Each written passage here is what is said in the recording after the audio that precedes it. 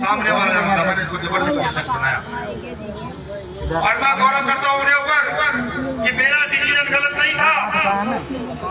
मेरे छोटे भाई ने डॉक्टर मुंशी भार्गव ने उत्तर प्रदेश को और मजबूत करने का काम किया। जब यह खुदा दिखाने की बात नहीं होता है, लखनऊ हो या दिल्ली, उत्तर प्रदेश की ताकत लास्ट में लेकिन हमेशा ध्यान रखिए, ताकत स्थायी होती है। जब बच्चा पैदा होकर जवान होता है तो ताकतवर होता है, उम्र बढ़ती है, बूढ़ा होता है, मर जाता है तो ताकत खत्म हो जाती है। इस बात को सदैव ध्यान रखिए। यही लोकतंत्र है कि लोकतंत्र में अगर आप इकट्ठे होकर मजबूत होकर खड़े हो गए और आपने अपनी एक बार ताकत स्थापित कर दी और पीढ़ी दर पीढ़ी अपनी नस्लों को बताते चले गए कि हमारे पूर्वजों ने ये किया और हमने ये किया, अब इस राज को जाने नहीं देना है, राज आपके कदमों में रहेगा। और नई बात कहते हुए मुझे भय भी होता, शर्म भी लगती, डर भी लगता है कि जिन लोगों से लड़ाई है वो लोग बहुत धीरे धीरे करके संविधान को उतरने का काम कर रहे हैं। आज आप जाकर देखो, किसी बच्चे की स्कॉलरशिप आने के लिए तैयार नहीं है। जो लोग बीटेक कर रहे हैं, बीएड कर रहे हैं, बीटीसी कर रहे हैं, पॉलिटेक्निक कर रहे हैं या कोई भी ग्रेजुएशन का कोर्स कर रहे हैं, वो लोग स्कॉलरशिप देने के लिए तैयार नहीं है, क्योंकि वो जानते हैं कि स्कॉलरशिप देंगे ये डॉक्टरेट करेंगे और डॉक्टरेट करेंगे तो स्कूलों में जाकर कहेंगे कि हम भी पढ़ाना चाहते हैं, हम भी पढ़ाना चाहते हैं। ये आज की सरकार की व्यवस्था हो गई। आज भी सरकारी नौकरियों में जो सुख सुविधाएं मिलनी चाहिए थी वो निरंतर डैमेज की जा रही है। जो मैं कह रहा हूँ, बड़े लिखे लोग इस बात को समझ रहे होंगे। धीरे धीरे करके सारे कानूनों को कमजोर किया जा रहा है। आप जाकर देखिए, हर घर में ग्रेजुएट बच्चा बैठा हुआ है, रोजगार दिया जा सकता ऐसा नहीं है, ये सरकार की जिम्मेदारी है। लेकिन रोजगार कहाँ से होगा? अभी पुलिस भर्ती पीछे आई थी, पुलिस भर्ती तो आई थी, बहुत सारे लोगों ने टेस्ट दिया होगा, लेकिन टिकट से लेते ही पता लगा पुलिस का पेपर लीक हो गया। आ जाते हो क्या? वो ये है कि पेपर लीक तो नहीं हो सकता। अगर मैंने कोई काम प्रदेश सदस्य को बताया, जब तक ये उसको किसी को दूसरे को तीसरे को ना बता दें तो क्या जानकारी लग सकती है?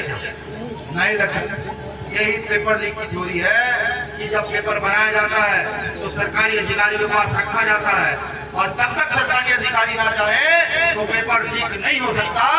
अब क्योंकि सरकारी अधिकारी नेताओं के दबाव में पेपर को लीक कराते हैं, तब पेपर लीक होता है और उसकी जानकारी कैसे लगती है?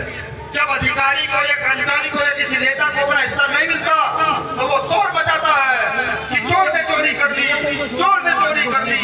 अब सोचो कि अगर वो शोर ना बजाए तो हमारा बच्चा जो पिछले 4 साल से धूप में दौड़ रहा है, सर्दी में दौड़ रहा है, 20 किलोमीटर जाकर अपने कंपटीशन की तैयारी कर रहा है, क्या वो नौकरी लग पाए? एक बच्चा 4-5 साल से तैयारी कर रहा है और एक बच्चे को रात को पेपर मिला, 10 लाख देके सुबह से पेपर के कुछ उतारे और पेपर में गया और फटाफट करके पेपर आ गया। क्या आपके बच्चे को नौकरी मिल जाएगी? है दिन मिल जाएगी। उसकी 4 साल 5 साल की मेहनत कहाँ चली जाएगी? इसको समझने का प्रयास कीजिए।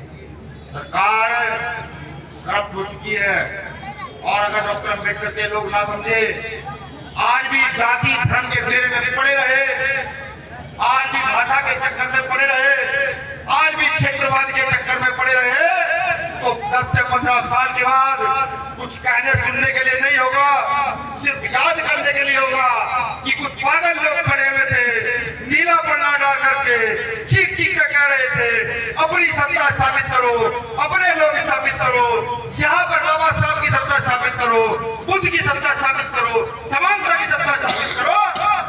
लेकिन वो तो चले गए। अब कैसे सत्ता को स्थापित किया जाए? सांप के जाने के बाद डंडा मारते रहोगे तो कोई फर्क नहीं पड़ेगा। बहुत सारे नेता हैं, जब किसी बेटी का रेप होता है कोई नेता निकल कर नहीं आता। अब जो घटना कहाँ हुई है, बाल काटने पर रायबरेली में एक परिवार के बच्चा बाल अर्जुन बाल काटने के बाद उसने पैसे मांग लिए, गोली मार दी। भाजपा के वरिष्ठ नेताओं में आते हैं जिन्होंने गोली मारी है। किसी नेता की हैसियत नहीं हुई कि वहां जाकर बच्चे को न्याय दिला सके। ये दया निकल कर अपना काम छोड़कर कि मैं जाऊंगा, मेरे परिवार का आदमी मरा। ये वहां गया, प्रशासन लग गया, जिसका मुकदमा दर्ज नहीं हो रहा था, प्रशासन को जबरदस्ती अपराधियों की गिरफ्तार कर जेल भेजना पड़ा, जबरदस्त। ये ताली बजाने की बात नहीं है।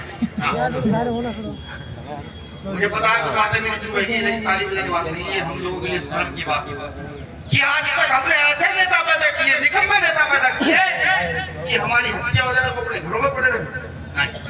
ऐसा नहीं, बीमार भी समझाओ और सबको जाकर गोली का जवाब गोली से, गोली का जवाब गोली से हम लोग देना जानते हैं।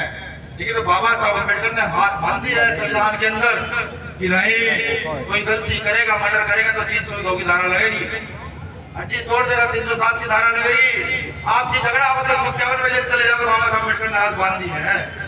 वही मैं उनको भी कहना चाहता हूँ जो लगातार इस तरह के काम कर रहे हैं। देखो भाई, हमारा पहले से इतिहास रहा है, हमारे पुरखे राजा रहे, हमने भीमा कोरे काम किया, हमारी जवान रेजिमेंट रही,